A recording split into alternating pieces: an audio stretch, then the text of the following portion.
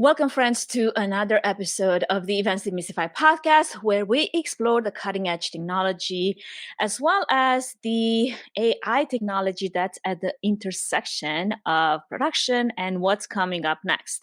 I'm your host, Anca P, Trifan, and today we are basically continuing the topic that we have started in 2023 that has been sparking innovation, controversial conversations as well across many industries, and that is Gen AI. This past year has obviously been nothing short of a landmark in the evolution of mankind.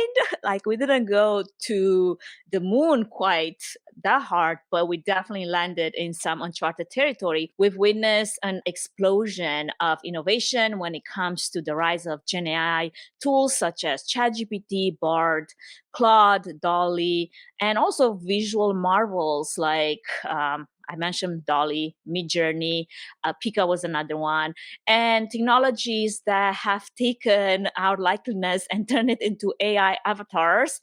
And based on feedback received, probably we're not there yet. However, there's technologies out there that are constantly evolving, such as Runaway, HeyGen, and Synthesia. They have reshaped how we create, how we communicate, and how we experience content. The change has been quite rapid. And a lot of the people that I get to speak with are at the forefront of technology, but a lot of them are not yet sure that this is where they want to be because there's obviously a lot of fear involved with change. And when it comes to staying in step with such a relentless march of progress, there's obviously a bit of a hardship that comes with that. However, as we navigate this new era, today's episode basically is going to dive straight into the heart of the technology advancement that we see it. We're here to demystify the complex, to celebrate the advancements, and to critically exemplify and bring up to our introspection some of the maybe implications of what these tools are and how are they reshaping the world as we know it. So fasten your seatbelts, grab your cup of tea, coffee, whatever it is that you consume these days, and let's delve into this awe-inspiring world of AI and its profound impact on our professional and creative lives.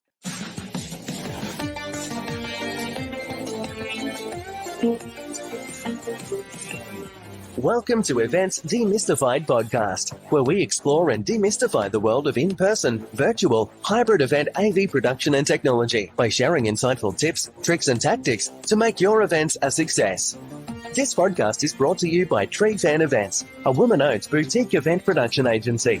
And your host is Anca Trifan, a technical event planner and producer with almost 2 decades of hands-on technical experience in event production.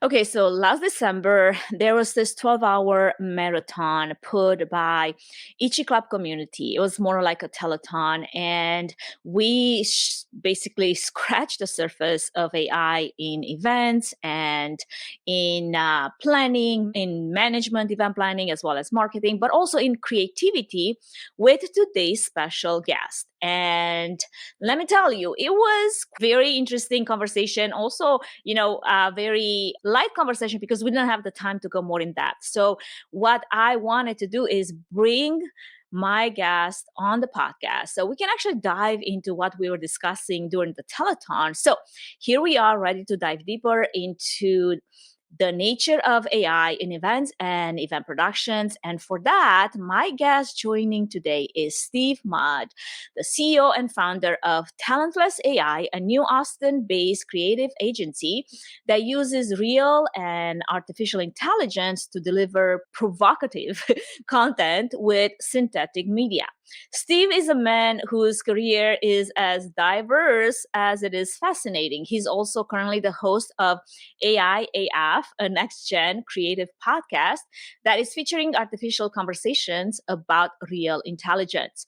Steve has a long history as an IT storyteller. He most recently ran strategic messaging and content marketing for NetApp and previously worked for Ogilvy on brands such as IBM, Lenovo, Level 3 Communications, and Iron Mountain. From producing the movie Seclusion to safeguarding mascots and guiding tours at the Adolf Course Brewing Company, Steve is a maven of experiences and insights. And today, he's here to share his expertise and experience in the Gen AI world, artificial conversations about real intelligence, how that's going. So, without further ado, let's welcome Steve in.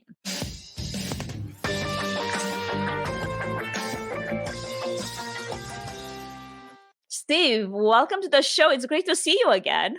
It's great to see you, and thank you for that warm introduction. And I'm just excited as heck to talk to you. I know you said we only had 15 minutes to chat before, and so now we're going to do 6 hours, right? We're going to have 6 hours. Absolutely. But before we do that, let's make sure that it's the real you. Show your fingers. All 10 fingers. Awesome. Good. We never know if it's Steve or some AI avatar version of Steve. So I want to make sure that that's true and real you that is coming to the conversation.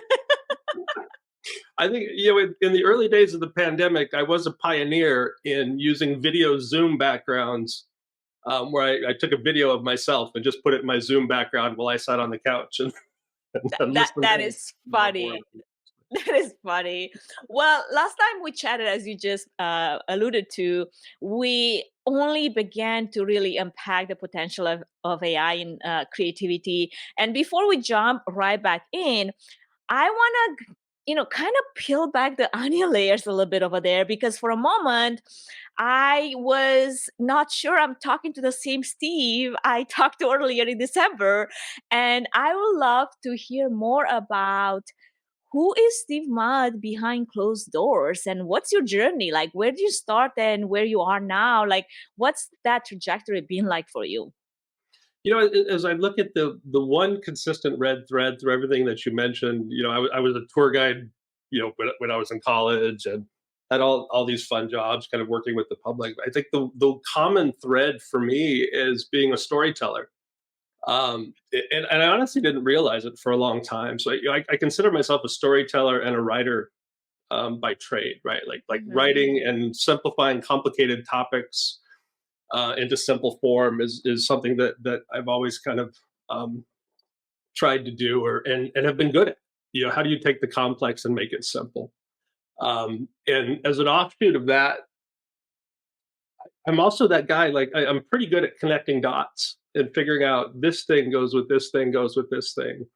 And sometimes it's unusual and it comes out in the form of creativity, right? Like that's really in some ways what creativity is realizing that two disparate ideas go together in a funny way or a unique way or a provocative way. So, my journey has been, for the last, I don't know how to count years anymore, but we've been on the corporate side. Just throw a number. Years and years and years, but I think that the most impactful parts of my career have been working with Ogilvy, where we had the chance to work with IBM when they were rolling out Watson, helping to tell the story of big data and the story of AI 10, 15 years ago. That was a wonderful experience. In my last role at NetApp, where I led this amazing team of creative people who were building content, and we just tried to keep pushing the boundaries, because at some level I'm that guy who doesn't give a crap, I'm just let's try it, let's experiment, and let's have some fun. And so we've been able to do that, and that's what this last year. I left my job and started, this new company, and it's the same thing. Like, how can we have some fun? I'm so excited about all of these AI things, all of the creative tools that I'm going to find a way. We're going to go and build a business off of this and find ways to be creative. And every day I'm torn between the business side of what I do, and I just want to go make some fun AI videos. That's That's awesome. I mean, it's kind of like that spirit of curiosity, of being, having that childlike curiosity that kind of keeps you young, right? Like me and you, when we, go back in our history and try to probably convey how many things we've done over the span of our careers. I know I get, the long look of like, how old are you? And I'm like, I don't want to tell you. At this point, it doesn't matter. the other day at the gym, one of the girls that was working out there, and I was, doing my routine. She's like, I thought you're 25. I'm like, yeah, totally. I'm Sure. totally 25. I'll take it. So it kind of goes like that. It's like when I try to explain some of the things I've done in the 1990s, I'm like, wow, I'm actually dating myself. Maybe I shouldn't put numbers to those events anymore, right? But Yeah. going to what you said, storytelling. My dad was a storyteller, and let me tell you, that takes skills. Like not everybody is a good storyteller, and I was actually raised with that being kind of part of my genetic makeup. And I love the stories that he would tell me. Like I fell in love with reading books because he would take like some Jules Verne adventure book and then synthesize it in some really fun highlights that would kind of use his own words to retell it, but then he would always add his own like adventure to that. So when I grew up and I went back to read those books and I read all of them, I couldn't find those moments that stood with me, and I'm like, where was that scene? Like, how did I miss it? And then later I realized actually that was never there. He made it up. It made us believe that it was part of the original writing. So it was something that it was such a like kind of like a heritage embedded into me. And I love when I connect with storytellers like you, because it definitely takes some kind of a special person to be able to do that well. And then adding to it the connecting of the dots. That's an extra level. Yeah, I've taught. I teach a class on storytelling, or oh dear, I teach a class on storytelling, or have in the past. And one of the things I talk about, 15,000 years ago, is when you start seeing these cave drawings in there, and there's evidence in some of those cave drawings now of a narrative arc, of a structure of, hey, this happened in my world, and that is now so ingrained in us. That we can't not use stories to make sense of the world. I would put up a photograph, like pick any photograph, and you put up the photograph and say, what happened here? Mm-hmm. And your brain will automatically paint a story around what happened in that photograph. And it's fascinating, And, I know we talked a little bit. So when I turned 29, a couple years ago,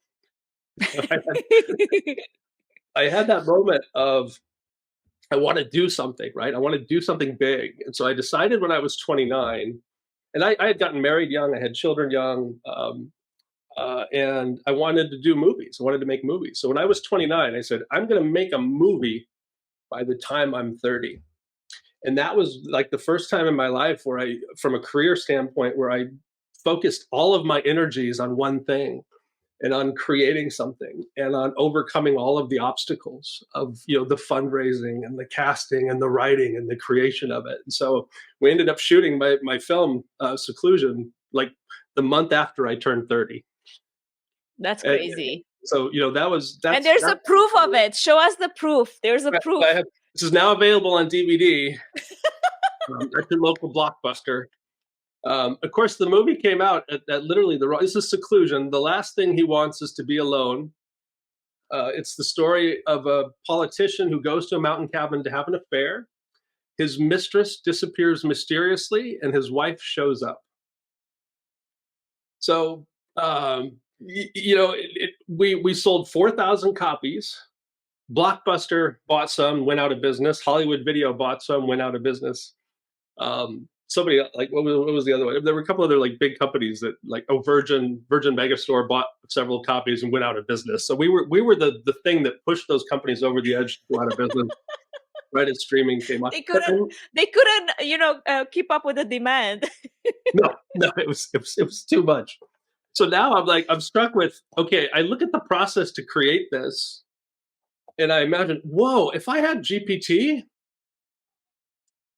if I had some of these other tools that are coming out now, like I could probably do this movie in a fraction of the time for a fraction of the cost than I did. I spent $120,000 in $29, That's crazy. whatever year that was to produce this. And now with some of the newer tools that are out there, who knows? I'm curious if your wife divorced you in the process. Yes, she did.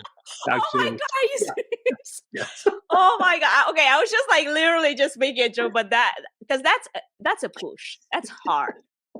It was hard, and she was actually Andrea Myers. She was my wife at the time. She co-produced it, did a wonderful job on it. But there were certainly pressures after that, which led to that. That's a whole other podcast. Gosh. That's a completely different podcast. Yeah, we're gonna have to scrape that. And moving forward with this amazing feat of putting on such a production, which I mean, you came into it with. Did you have prior filmmaking knowledge, or what was the one thing that brought this thought into your head to begin with? Like, you don't just wake up one day and be like, today I'm going to produce a movie, a film, of all things. My roommate in college and we used to sit around talking about dropping out of school and making movies, and I started writing out of that. So I wrote a script.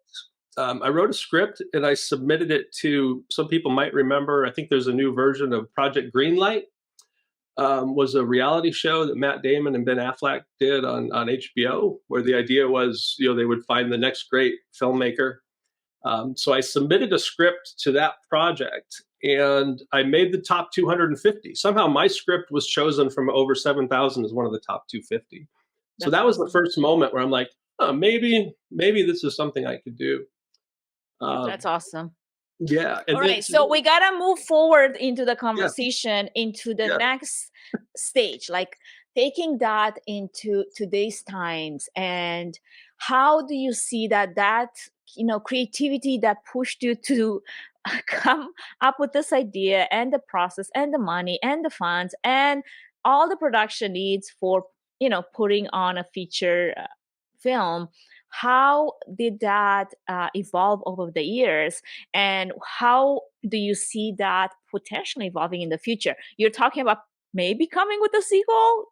Come on, give us all the deeds. It's interesting to look at the different levels and the different areas of filmmaking. Obviously now there are, if you look at the production side of what's going on in Hollywood, for years, we are used to CGI, right? Like computer generated graphics that are in there. Yeah, I love Avatar for that reason alone.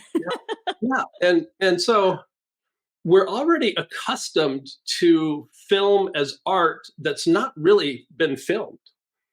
It's fake. It is totally fake. It is artificial, whether it's from artificial intelligence or not. It is not like they filmed blue people flying in the sky.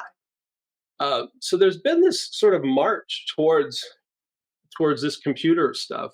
When you look at like in person, we've used it for events where we had like a huge LED screen in the background, and you can program LED screen to look like anywhere you want.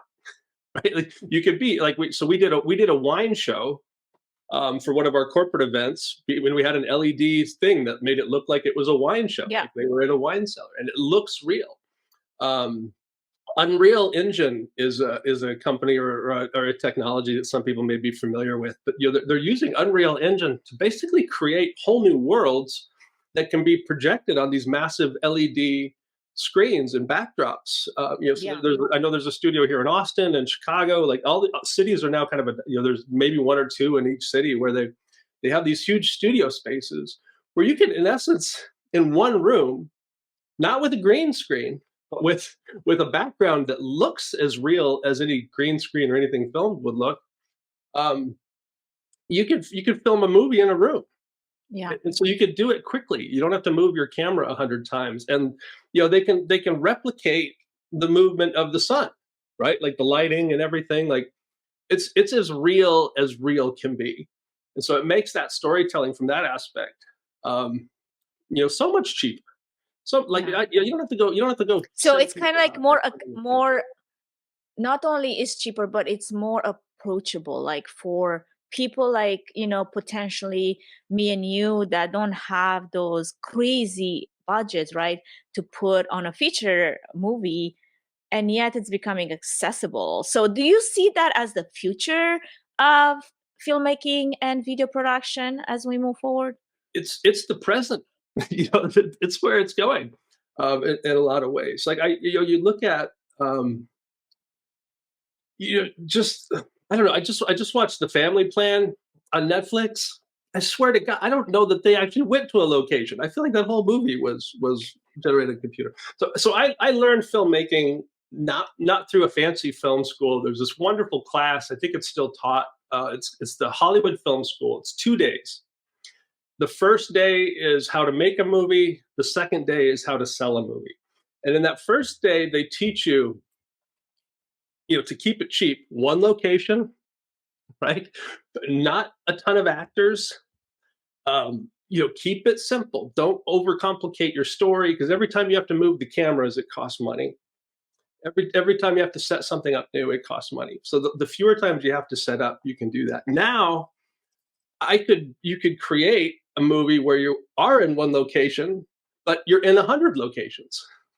So you can improve the complexity of that, which is really exciting to me. And I think that's probably most of the entertainment you're going to start seeing, at least on a mass produced basis. The mainstream entertainment that we're seeing today is going to be all about that.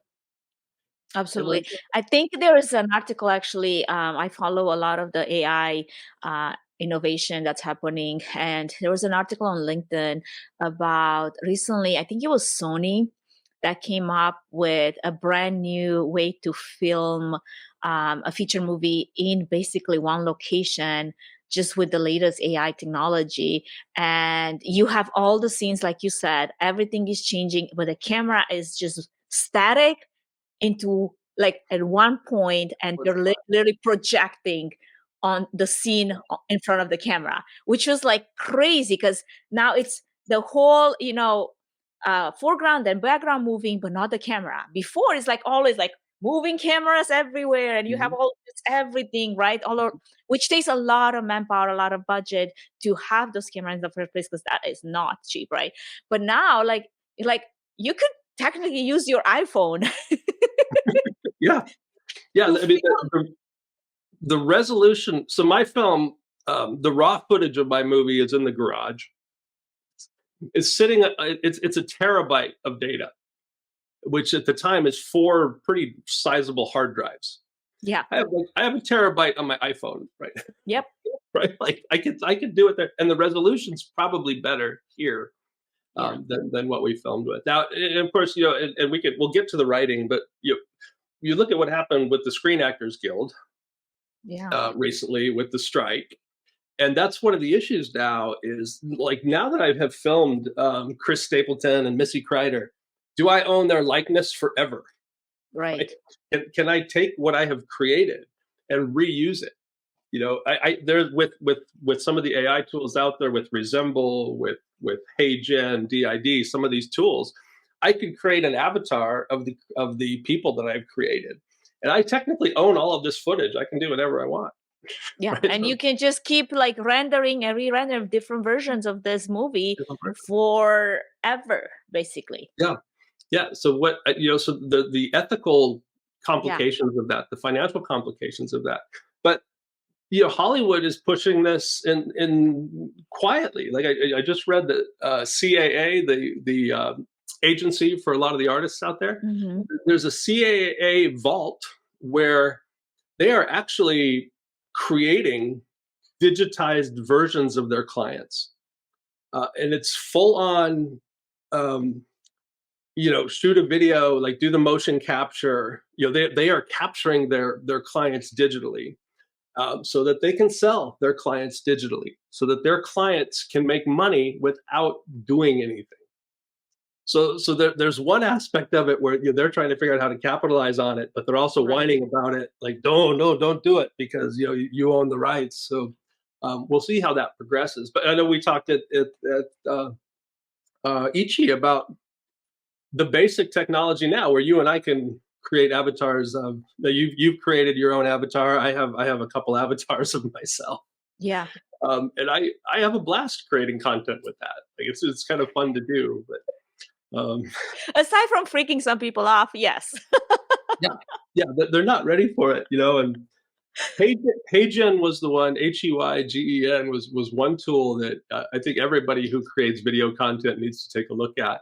Mm-hmm. They just introduced this instant translation feature where you can upload any video you want. Doesn't matter what the video is. You just upload it, give them a YouTube link, upload the file. It instantly translates it in your voice.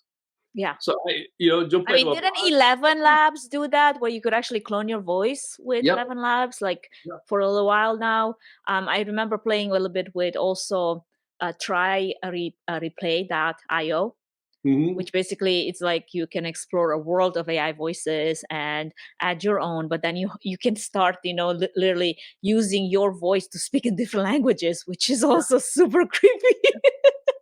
It's because you obviously have, you have an accent, right? And what's interesting is that the technologies are actually able to tweak your accent to match the language that you're speaking, so that I think that's where my problem with HeyGen has been, because I don't think it's there yet, or maybe I haven't added enough credits to perfect my accent, even though the AI avatar looks in my likeness. When you listen to it, it doesn't sound like me. So that's where I got feedback from people that are close to me and be like, that doesn't look like, it doesn't sound like whatever, all the things, like, it freaked me out, please don't use it again. But it was the voice, right? So I think especially people that speak with an accent, like, it probably takes quite a few renditions to get that replicated properly. And I don't think my avatar is there yet. That's why this is version 1.0, and she's still growing. She's an infant. Yeah. I started with Resemble, was the first tool that I used, and initially I had to go in and read 25 sentences. Right, it was like the dog ran over the park. They were difficult phrases, right? The language was difficult, but I had to read 25. And then when I did that synthesis, it didn't sound right. And so you could improve it. And eventually I read 200 sentences. I was sitting at this desk in the middle of the night in my microphone. The fat dog ran down the bus. Right. So if this was something that I would have to do to replicate the Romanian language, one phrase that we actually had to learn to say in like first grade was "Râurățâșcă rămurică rică nu știa să zică," because you had to say "r" to roll your R's, because Romanian is full of like R's, right? So like if you didn't know how to say this, "Râurățâșcă rămurică rică nu știa să zică," you couldn't pass into like first grade. Like that was the test. So I feel like this is where the AI avatars need to improve. Yeah. I think it'll just be a matter of time before the avatars get out of first grade and into the next language. But HeyGen, I thought HeyGen used 2 minutes of audio, right? Like it recorded the video and the audio, and it replicated my voice off of that. And I thought the HeyGen replication was probably better than what I had created on Resemble. Wow. So it's weird how it's moving so fast. Like I would say in the next year, but probably next week they'll update the technology. Yeah, by the time we get this episode out, probably it's gonna be like woo, like already months ahead of us for sure. Okay, so I want to get your thoughts on this topic because, as I was mentioning in the beginning, technology has been changing so fast, and it's been scary for some people to keep up with the pace of this change. And I know you have, a podcast. You're the host of AIAF, which I'm gonna let you say the actual name of that. But the idea is, you focus on all this, artificial conversation about real intelligence and what's happening. And I want to learn more about what the inspiration behind it has been, but also how do you encapsulate the essence of how crazy of a year last year has been when it comes to technology and the evolution and the societal reaction that is sparked? Yeah, it's I had a team of writers working for me. I am a writer. I have seen so much fear and backlash in the writing community, and rightly so. But the main narrative out there has been that the writing from ChatGPT isn't good, or that it's only good for a first draft, or that it's not. And I'm just going to say it. The reality is, especially when it comes to marketing content, most writing out there is not good now, and it's written by humans, right? Like there's maybe I know maybe 5 to 10 really good writers, right? Like if you don't follow George Tannenbaum on LinkedIn, he's been writing a blog every day for 17 years, right? Wow. He's one of the best writers in the business. You can't replicate George Tannenbaum with ChatGPT, but I can replicate 80%, 90% of the other writers that are out there. Like from my perspective, it really is good, right? Like the end result is as good as you need it to be for certain applications. There was a recent study that they did a bake-off between real writers and GPT, and their audience actually preferred, and they basically did like little product summaries, right? Like there were little marketing things, and so this was academic research, and then it came back that the audience actually preferred the content written by ChatGPT. Wow. So that's a realization that we all have to understand, right? Like that we all have to figure out, what does that mean? I look at the feature film Seclusion, now available on DVD, and GPT. Shameless plug. Shameless plug. This movie has been described. Check out the reviews on IMDb. It's great. This movie, we won't even say, not brilliant, right? This is not Citizen Kane. This is not Casablanca. I'm proud of it for what it was, but it's not the best writing in the world. So if I had GPT with this today, I probably would have been able to improve this script significantly. Yeah. I would have gotten to where this ended up faster. I would have been able to test more scenarios, to try more ideas, because creativity and writing in particular is about collaboration. Mm-hmm. And with GPT, you can collaborate quite a bit. You can ask it its opinion. You can ask it for other ideas. You can keep pushing it for better ideas, for better thoughts. And I've found several times, like as I've looked come up with a name for something, or a name for a podcast, or a name for a product, or a campaign idea. It's pretty good. It's as good as most of the collaborators, a lot of the human collaborators that I've worked with in the past. Now, it's no substitute, right? Because then you get real people in a room and you say, hey, here's what GPT did. And then that's when the real magic happens, is when you have other people collaborating. But GPT, if you're that solo creator, gets you to a new point. So absolutely. AI as frick, AI as fuck. Say it. Just kidding. That was it's an experiment in generative AI and synthetic media. I do not record that podcast. It is entirely synthetic. My voice, I basically go in and I say, who do I want? Who are going to be my guests? And I go into GPT and I create a script. and I'll edit that script, and and I don't know what the percentage is now. Like the latest episode that we just did is probably 70% AI written, 30% Steve written, 100% Steve edited. But then I go into Resemble and Resemble in 11 Labs. I actually used both this time and tested the voice synthesizers. So I come up with characters. So this last episode, I interviewed Alan Turing, the famous computer scientist who has been dead for many years. So I was able to go into GPT and say, what would Alan Turing think about what's happened this year? Right.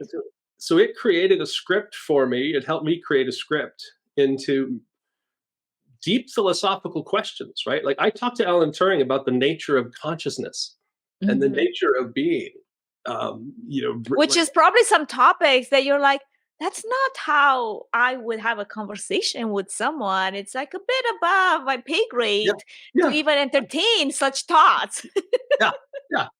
I'd like to even get there. Now, in the past, right, like if I wanted to do something similar, like hire an actor to play Alan Turing, I would have had to read a book, right, or study. Yeah, the research part that's gone into that, right? Yeah. Instead, it took me like an hour to replicate Alan Turing. I don't know how accurate it is. That's not necessarily the point. But the point is, I was able to use that and create what I hope is an interesting conversation that people may want to listen to. And so it's kind of a cue for the future of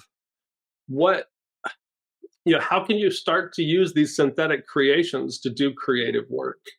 I think the only stopper to this is like your own imagination. Like it blows my mind that is something that would come out of your mind, but then there's so many applications with that, right? It's like, wait, there's a new portal that's opening to all of us. If only we allowed ourselves to be curious and try.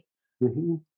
It's absolutely, and it's creative excuses, right? Like everybody, like what are people's excuses? Writer's block, done, forget about it. Like GPT takes it away. Money, time, like all of the excuses that people have to create something, whether it's video or art. I mean, the digital art world. Oh my God! Like some of the stuff that's coming out of Midjourney and these other tools. Yeah. And you could debate whether it's art or what is art. What is it? If I worry that I've created the most brilliant piece of art in Midjourney and then I just skip past it. It's like I don't recognize it, right? Because there's something to be said for the amount of time that people put into something, right? There's a value to my experience and my perspective and my time. There's a flavor to what I do artistically that's different from the flavor of what other people do. Yeah. So how do we get that flavor into these new tools is really kind of the challenge. Now that the sky is the limit and anything can be created.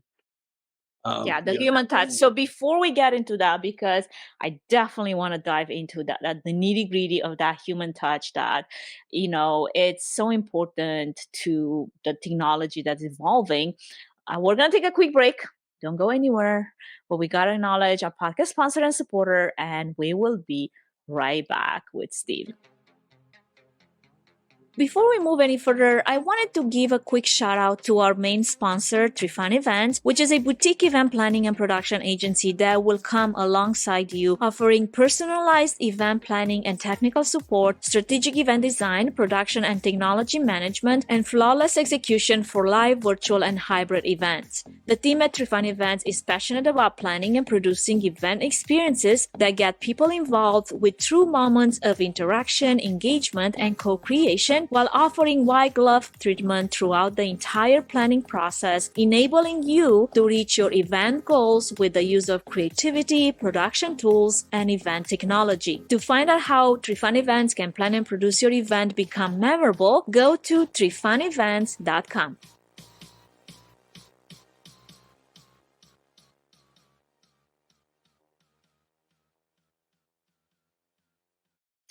Welcome back, friends. If you're just joining us, we have Steve Mudd, CEO and founder of Talentless AI, a man whose career is as diverse as it is fascinating.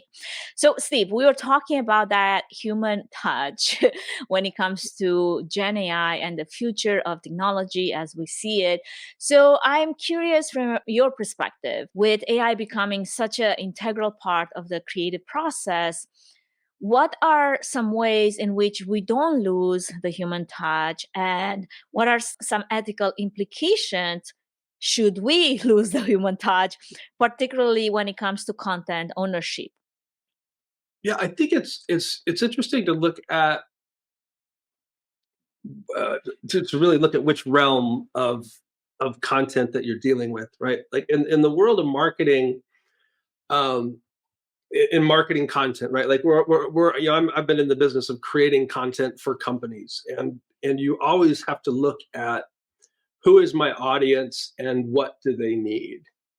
And the reality is, I think where that type of content will go is into realms that are more creative and more fun, right? Because all of a sudden the bar is raised.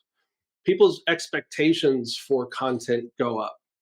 So you're going to see, like, there's a great company, Caspian Studios, who's been doing narrative podcasts, right? Like they'll hire voice actors and they'll tell a story over eight to 10 podcasts that actually gets, becomes like a top ranked podcast, right? So that type of content reflects who you are as a company, who you are as a brand, right? Like, it's like, hey, look, we're a brand that supports this. Like, we believe in storytelling. The other side of it is the traditional content channels, as they get flooded with all of this content and this higher level content, those channels are pushing people away, honestly. Right? Like, no, Twitter, nobody's on Twitter, or I'm not even going to call it by its new name, right? Like Twitter's dead. Depending on who your audience is, like LinkedIn is still, I think, viable, right? Like, people are still on LinkedIn. At least I'm on LinkedIn, so I believe it's viable. People are going to more community oriented platforms, right? Like Ichi, like Club Simo. Like, people are fleeing the main channels and going to smaller channels. And so content on those channels has to come in at a more personal level. You have to not come across, it has to not come across as marketing. Right. Which is an interesting nuance, right? But just has to say, like, hey, I'm here as a company, I'm here as a brand, I'm in this business, but I'm not here to sell you. So I think you'll see a push towards content that reflects people in a different way. And I guess we'll see how that evolves. I don't know if that was the most succinct answer, but I mean, in the marketing, like a B2B marketing point, perspective, there's still going to be a bit of that selling happening, right? I mean, I hate that sometimes LinkedIn turns into a bit of that.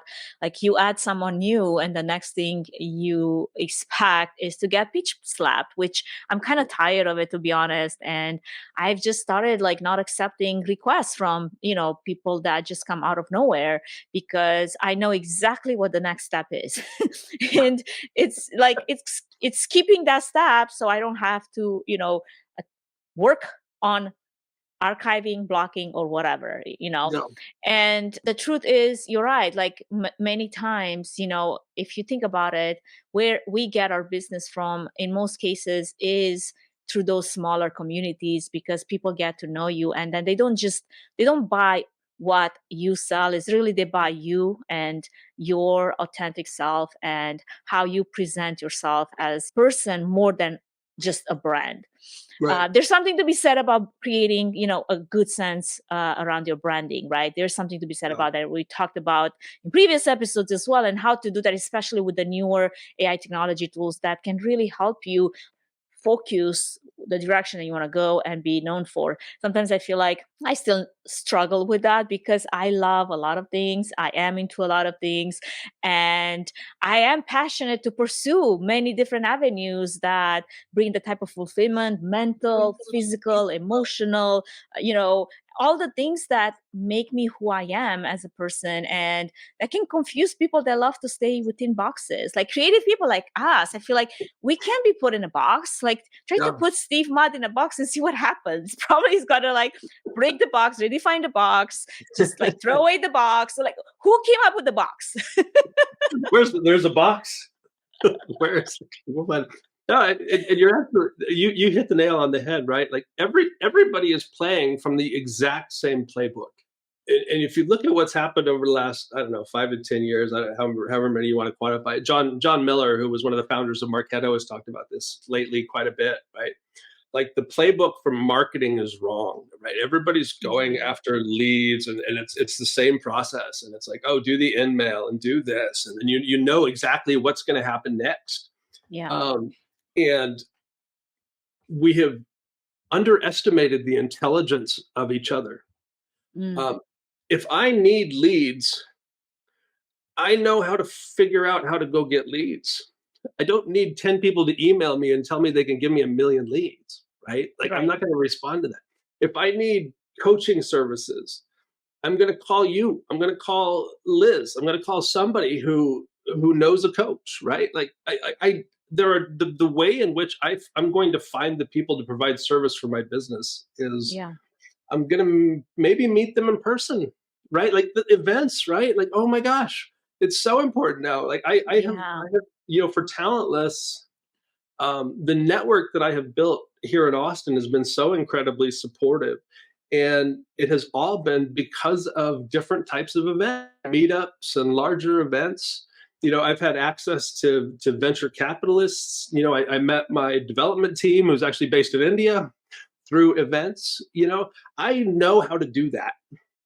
I did not respond to any marketing. Now, that's not to say that I won't, right? Because, you know, on the technology side, you know, I'm actively out there looking for new tools. I'm playing with all of the AI things, you know, so I do pay attention to that marketing. But even that, even amongst these new AI tools, the marketing sounds exactly the same. You know, there's very few that are actually differentiated. So you look at OpenAI, who I don't think has done any advertising, right? ChatGPT is not marketed. They just came out and they're like, here is, here is right. And it just took everyone by like storm, right? It's like November 2022, right? And then it's like, what just happened?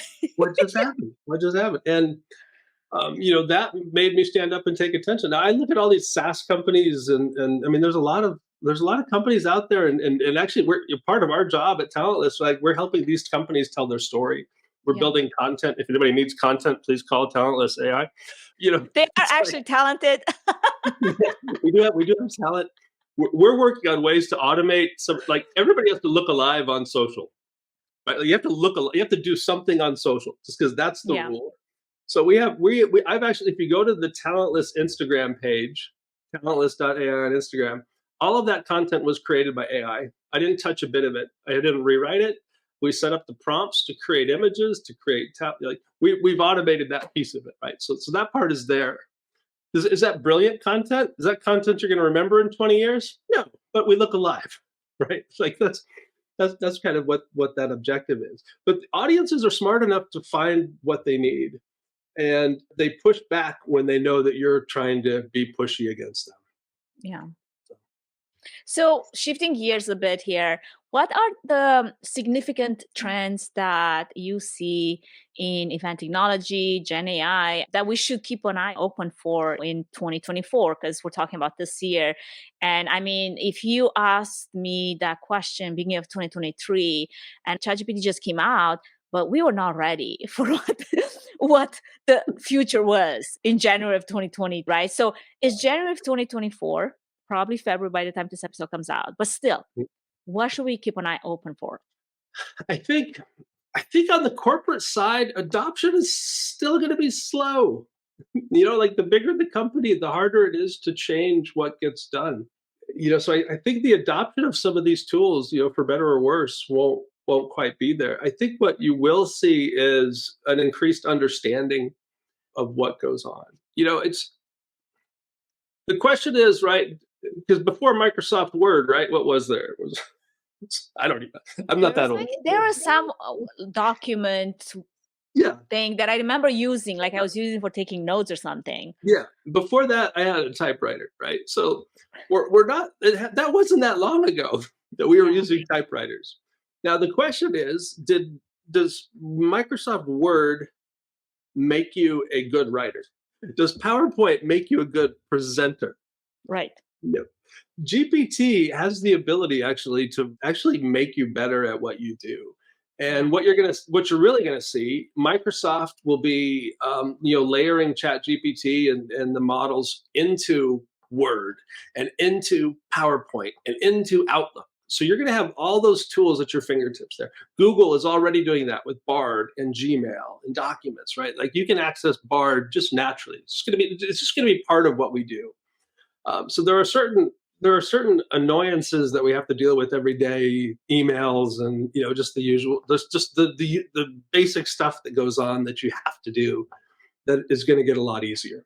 But even that, like I was one of the first adopters in the beginning when some of those Chrome extensions came out, and Compose AI was one of my favorite ones. And I'm sure there's plenty of out there.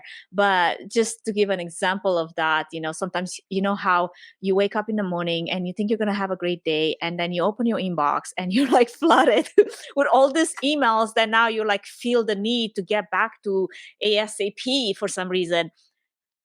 And I used to have anxiety over it. Like I used to just feel that like anxiety rising. Like, oh my gosh, I'm like overwhelmed. It's like, oh God, I have to respond in like properly.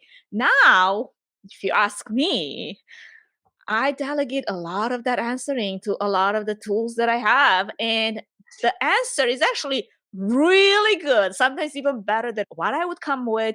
Because on a day when I didn't have coffee, probably not very inspired, or maybe Yeah. not even in the mood to be quite polite, if you ask me. So now I don't have to, like, it can professionally answer to that email. Yeah. And then sure, I can do a little bit of editing, make sure that it kind of sounds like me and it just didn't come up with like things that I'm not ready to promise. However, it has taken the lift off of having to do all of that every single day. Mm-hmm. Yeah, and add to that, right? Like, think you're going to see, like, we're the early adopters of these synthetic avatars, but part of our job is to sit and create videos like this, to create content like that. And I don't want to fix my hair. I don't want to.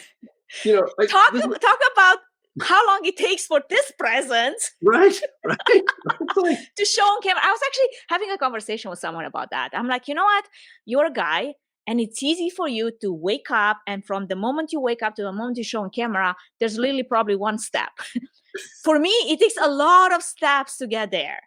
So if I could maybe skip some of the steps, and not that I always have to, be put together to show up on camera, but honestly, if I am to present well, I'm not just gonna wake up with my hair like, in all directions because I just woke up. Yeah.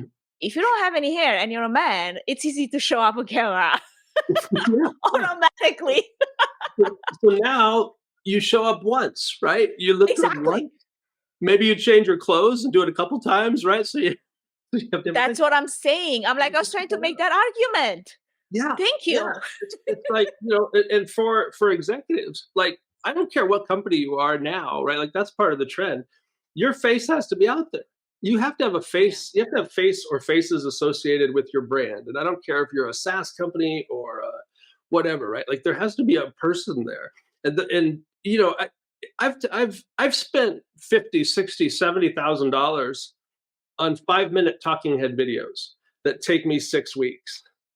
I could replicate those same results in 5 minutes, and then I can translate it into Spanish, and then I can translate it into Romanian. Yeah. So, as people recognize the value of that, I think people right now, there's I don't know about that AI content, but at some point people are going to be like, oh, I get it now, right? Like, it's easier. So I think you'll see more and more adoption already. I've noticed on LinkedIn a huge increase in the number of people. Like, everybody knows instinctively, right? Like, your post gets more reactions if you put a picture in there or an image, right? And I've seen a lot more people. You could tell they're using Midjourney or Ideogram or Runway, like any of these tools that they create images. To do that, it's such an easy, or GPT even. You just go to GPT You can ask GPT, I need a LinkedIn post today. I don't know what to say. It just gives you the Right. idea, and it gives you the image that goes with it, right? So it just Or makes like it much more compelling. many times, like in my case, like I would be, get most of my ideas in the shower. Yes, secret sauce. And I have this beginning of an idea, but I want to, evolve on it. So I would literally next step is go to ChatGPT. It's like, okay, I want to write a LinkedIn post about this, this, this, this, this. Can you evolve on this? And I'm like, oh my gosh. How long would have taken me to actually write that post, sit Yeah. on it, re-edit it, rethink Yeah. it? Oh, this doesn't sound right. Oh, my, what would people think? Save time. I have now discovered a new thing, and I don't know. We'll have to come up with a term for it. I'm a procrastinator, right? Like I'm a creative person. I wait till the deadlines. And that's where the inspiration comes, like this. Yeah, and I'm like, oh, it's exhausting, right? Like it's so. I believe there is a new type of AI procrastination, and what has happened to me is I have work to do, right? Like even now, in the back of my head, I have some work I need to do for one of my clients. It's not going to take me long, but so I'm going to wait even longer to start it. Right? Like I'm not going to wait till an hour before it's due. I'm going to wait till 10 minutes before it's due and still get it done. Right? Like, so that's maybe a bad habit, right? So that could be a bad habit. That could get you in trouble for sure. yeah. So it's adapting our personal processes. Like that's something too. Like creatively, the creative process, and I highly recommend Tetragrammaton is a podcast from Rick Rubin. It's one of the best podcasts I've ever heard. But in his book, the Creative Way of Life, right? Like there are things in our life. I think because everything is so immediate now and so fast digitally, that it's actually going to be more beneficial for us to step away from our screens. Like we don't have to spend as much time in front of our screens. So it's actually, I'm going to have a better time brainstorming if I'm sitting in my chair meditating or going for a walk. I can go for more walks now. A 3-day work week, not out of the question. Like I can get everything I used to get done in 3 days. Absolutely. So the net effect of this acceleration of AI is that I think we can actually walk away from this digital world and enjoy our lives a little bit more. Connect with our friends and family. I don't know how brands deal with that. Like how are brands going to deal with it when people walk away from their computers? All I know is that all this 2020 era of virtual events and the time I've spent stuck to a screen have brought this on, which I've never actually had the need for before. And here I am, like vision glasses for computer screens because I need it now, right? But here's one awesome way to actually segue into my last point here, because you basically just took us right to where I wanted to get us anyway. And with all of the technology, as you mentioned, the advancements, the changes, even the productivity that comes with it, because I am one of the main proponents of wanting to do the things that I want to do and then allow time for the things that I love to do outside of work. And one of those things is, bodybuilding. I would have not been able to embrace this sport and go competitively into it if it wasn't for the productivity that I gain with some of the tools that I'm using currently, because you still need time. Like when I'm in the gym for an hour and a half every single day, that takes me away from my work. However, if I can get my work done, and not only get it done, but even be, advancing in my work because I have all these tools, now I can spend my free time, whatever the heck I want. And one way I would like to spend that would be working out. So that calls for this mental and physical fitness need for all of us to embrace more of, because I don't think we actually realized what a need that was until we, went through the pandemic. And we realize how much is affecting us emotionally, mentally, also physically. And with all of that in mind, what are some ways in which you do maintain your well-being, especially in the demanding industry that we're in? Technology is a demanding industry. Events, it's demanding. Building a business is demanding. Life is demanding. It's funny. I haven't been in a gym for like 9 years. So that is not my chosen path. Wellness doesn't have to be in the gym. Yeah, I think yeah, that's one important point I want to make, because wellness means a lot of things for many people, right? Just the fact that you go for a walk, you care about your wellness. It doesn't have to be working out heavily like I do that. That's what wellness means to me. yeah. But I'm curious what it means to you. I am right now. I've become one of these bird watchers. I'm a bird person. What is that? Okay, so when you actually mentioned that in our introduction, I was like, Steve is kidding. What is that? No, I go out. So I lived in Denver for a long time, and I don't feel they had a lot of birds. They might have, but down in Austin, down where I am, I live near a state park, and there are dozens and dozens and dozens of species of birds. Wow. And I now every morning we go out and walk, or we try to, if the weather's good, and I'm Right. looking for birds. You would talk about how I bring AI into that, right? I have an app, the Right. the Merlin app listens to birds, and it identifies what bird you're hearing on the Wow. app. So that's kind of a side note. But now there are some crested caracaras in my neighborhood, which is a bird of prey. They're also known as Mexican eagles. Every day I go out and I look for the caracaras because they're huge and they're beautiful. We go out and look for hawks. We go out and look for cranes and herons, and there's a electric tower of vultures. Mm-hmm. I love the vultures now. Like, they're ugly up close, but to watch them fly. So to me, that wellness is walking around. The bird walking is great. Exercising is great. To me, the bird watching forces me to look up, Right. right? And to pay So attention. it adds that mental element Yeah. to your walking, because now you're thinking, you're observing, you're basically, curious about these birds, which before probably they were just kind of flying by and like, oh, here's a bird, like me. Yeah, they just fly by. And you've got the mockingbirds, and it's like, Yeah. and the cardinals and all that. So that's great. That's actually fascinating. I love it. It's really fun, and it's fun, and I got binoculars for Christmas, so now I'm like, walking around like a creepy guy in the neighborhood with binoculars. But I think ultimately, I saw a bird in that window. yeah. Maybe we could do a whole podcast on birds, but the other side of wellness for me, and the other thing I've been able to embrace in the last year, honestly, corporate creativity, the corporate world is a drag, right? Like it can, it's just a lot, because you have a lot of needs to serve. Right. And what has now opened up to me is that I believe we're all. People say, "Oh, I'm not creative." Yeah, you are. Right? Like I believe every person is creative, and my wellness depends on some freedom to create something new. And so that has been the most beautiful thing for me is just playing. Right? Like, Yeah. not everything has to be perfect. Not everything has to be Casablanca. Yeah.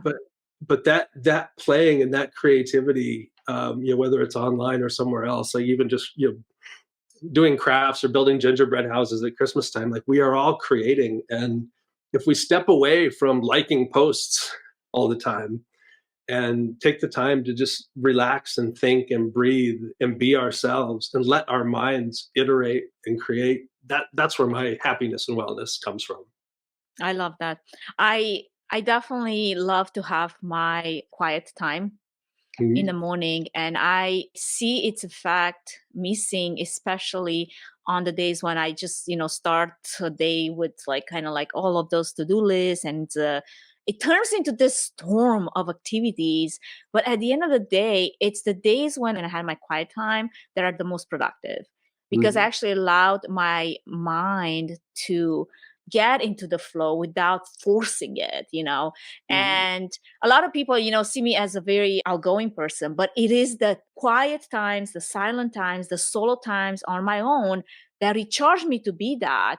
I prize that. I realize I don't operate well for long under a very noisy environment with a lot of things.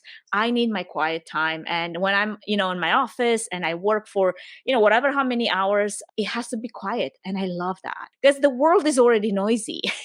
Yeah. You don't have to go far because you're going to get bombarded with all the noise. Finding what works for you is like, as you said, bird watching, if that's it, being able to do something that really recharges you and feeds that creative spirit that we all have in us. We just have to let it out in one way or another and allow it for it to come out by providing the proper ingredients, right? It's almost like my plants right now have been dying left and right because I allow my kids to take charge of it.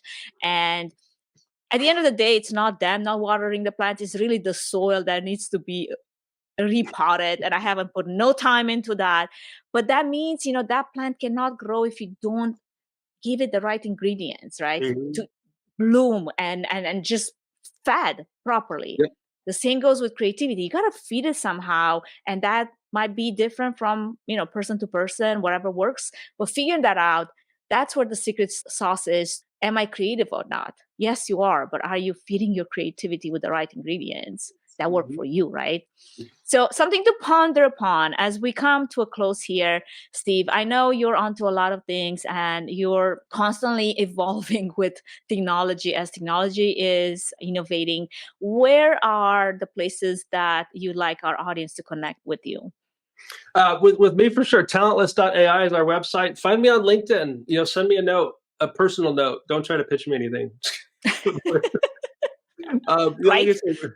We're in the business of building content. So I know you have a lot of event people on here. If you need content for events, we're happy to work on some pilot projects and do some things. And find the AIAF podcast on Spotify or Apple Podcasts or wherever you listen to podcasts. Check us out, but just reach out and say hello. I'm curious, what's the next podcast episode going to be about? I think I'm going to interview myself. Younger self? Yeah. I think I'm gonna upload the script of Seclusion. Yeah. Into create a custom GPT and somehow have a conversation with Steve from that many years ago. I don't know how I can replicate my voice from that many years ago. I'll just take a pitch or two down, like change the pitch. Teenager on steroids. A teenager Steve. It's Steve with a mullet. Oh my gosh. I feel like, Steve, we could go on and on this.